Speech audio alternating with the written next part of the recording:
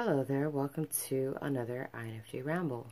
So, I'm not gonna lie, I tried making a video on this topic many times over, but for some reason I was never satisfied with the result.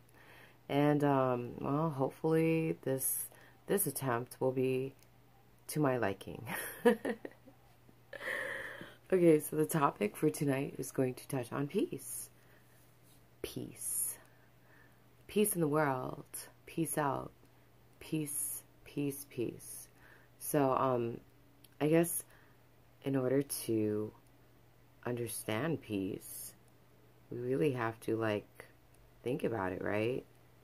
I feel like a lot of us want to experience peace, and we wish there was peace in the world, and peace this, peace that, peace whatever, okay? I feel like in order for you to, cultivate peace, you really have to understand what the word means. What does it mean? For me, personally, this is my own personal definition of peace. Peace is being in a state of calm, irregardless of what is happening inside or outside of you. And how do you, cultivate this, Well, first of all, you have to understand why you don't feel peace, right? Why don't you feel peace? Well, let's think about it. We've been conditioned for most of our lives to be busy, business. We've been conditioned to chase things outside of ourselves. We've been conditioned to, participate in behaviors, to distract ourselves, to constantly be immersed in activities. So how in the heck can you ever, get to a place of peace when you have been conditioned and taught and expected to be the opposite of peace? Okay, so seriously, I think I'm making sense here. We haven't really been taught how to sit still.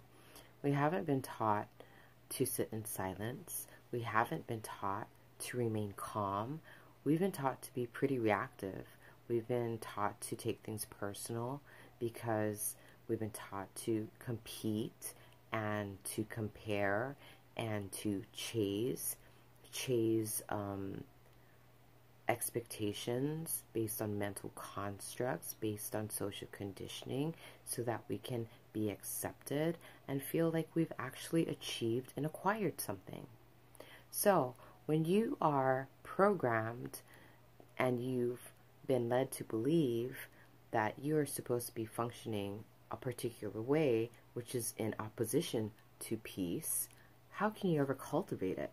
How can you ever emulate it? How can you ever really, practice it when we've been taught to do the exact opposite? So, it starts with you, really. It really does. It starts with, recognizing, first of all, how dysfunctional we've been for most of our lives, how dysfunctional society is, how dysfunctional and unnatural most of the things that we've been participating in are. Okay, so once you pinpoint that, then you can start kind of retraining yourself, reprogramming yourself, and really proactively practicing cultivation of peace. And it starts with you. It starts with cultivating calmness. It starts from actively pursuing stillness and quiet and appreciating silence and retracting from all the busyness of the world, the busyness of the mind, the busyness of the minds that have been influencing you since you were a child. I've been saying this a lot. A lot of things that we have been taught in school goes against our very nature. And I think in another video I stated that humans are the only animals that do unnatural things, things that go against our nature. So that's why meditation is so important. And in my previous video, I basically said that, we're constantly immersed in distractions. People think that they're spending time with themselves by, I don't know, going for a run or going for a swim or skateboarding. They think, oh, I'm spending time with myself. You're not really spending time with yourself. You're still being active. You're participating in an activity, and it's distracting you from being with yourself. And what do I mean by that? Being with yourself basically means being able to sit here in stillness, in silence, and just observe. Observe the sensations that arise inside of you, outside of you, and then recognize like your natural inclination to react, when it's really impersonal sensations occurring inside and outside of you. So that's why in a lot of my other videos too, I say, nothing is personal, because it really isn't. Aside from understanding how we've been taught to chase, compare, compete, fulfill expectations, and follow a certain, how do I say, a certain structure based on mental constructs. Aside from all of that, you have to understand you. So INFJs are empaths, highly sensitive people, and we are adept at the chameleon persona. Does that make sense? Why do we do it? You have to understand it. We do it as a self-preservation mechanism. We've been doing it for most of our lives. I think beyond the chameleon persona lies our truest selves. But we don't really know our true selves because we haven't taken time to become intimate with ourselves. We haven't taken time to understand ourselves. We haven't taken the time to realize who we really are and recognize who we are not. For most of our lives, we have been actively participating in a role that is not who we are. We've been mirroring everyone that comes into our presence in order to feel accepted. Because I think, how do I say this? If you are not accepted into a group, you're basically rejected, right? And when you're rejected, then you don't really have the support you need in order to thrive and survive. And as children, we needed to have that support in order to thrive and survive, right? But what we didn't realize is as we get into adulthood, we don't really need to function from that program anymore, but we've been doing it still, So it starts with recognizing why you are the way you are and why you don't need to function from that place anymore.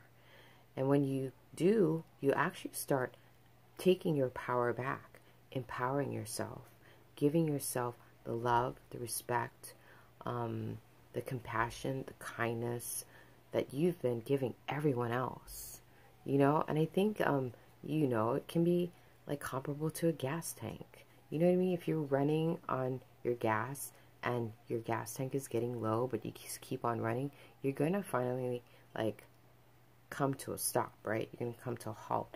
And so when you do that, that's what happened to me.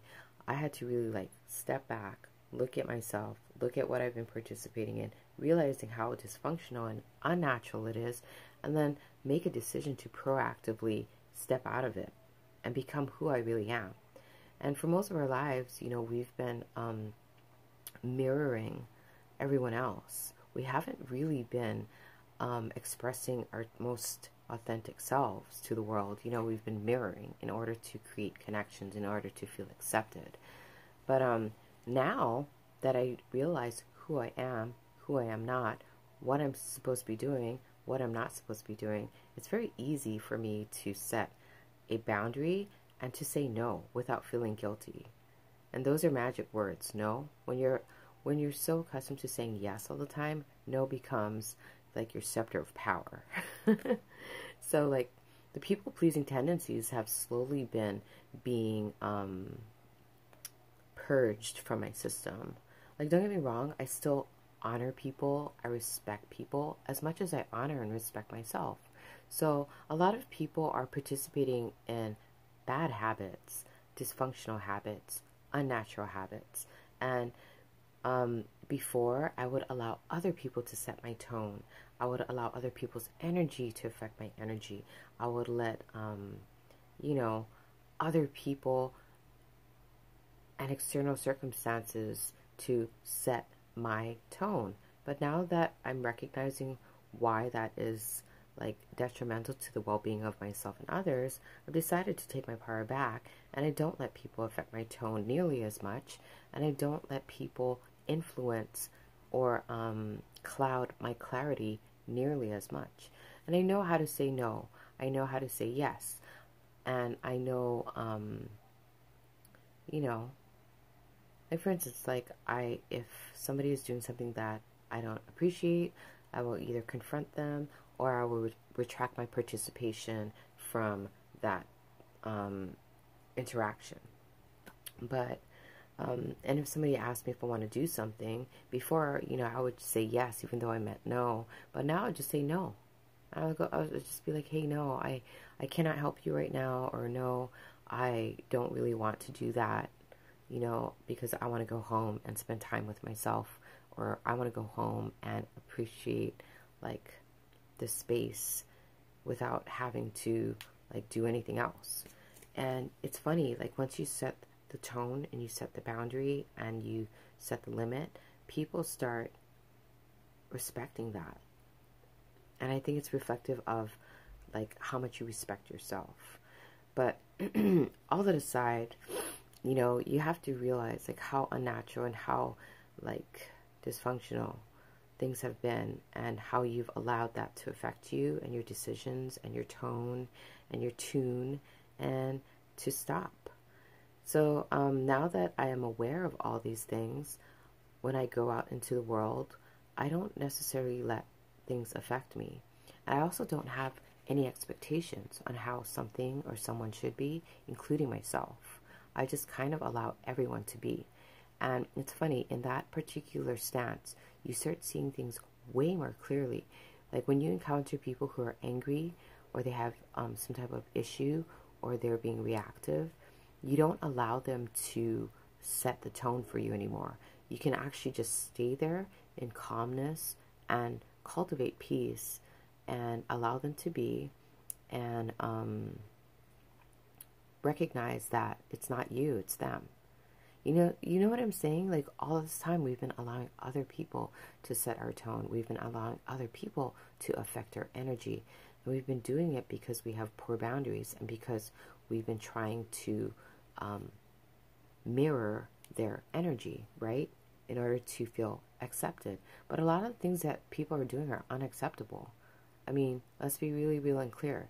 When somebody is being rude, unkind, abusing you in any way, shape, or form, that is totally unnatural behavior, you know? And we've been participating in it, we've been allowing it, and now my tolerance level is very low. However, it's low in a way where I become non-reactive, and I just retract my participation, and I allow myself to stay in a place of calmness and peace. So that's how you cultivate peace.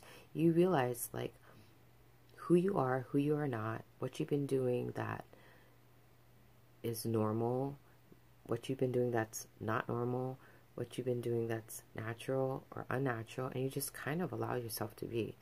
And you kind of